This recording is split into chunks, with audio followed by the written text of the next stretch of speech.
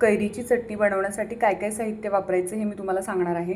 एक स्वच्छ धुवून बारीक चिरलेली कैरी, गूळ, चवीनुसार अंबारीचं लाल तिखट आणि मीठ, एक बारीक चिरलेला कांदा आणि शेंगदाणे। इथे तुम्ही कच्चे किंवा भाजलेलेही शेंगदाणे वापरू शकता। तर बघूयात आपण या इन्ग्रेडियंटपासून एक छानशी अशी चवदार कैरीची चटणी बनवणार आहोत। हे सर्व साहित्य मिक्सरच्या भांड्यामध्ये टाकून छान असं बारीक वाटून घ्यायचं। सर्व साहित्य मिक्सरमधून अशा प्रकारे छान बारीक वाटून घेतलेलं आहे।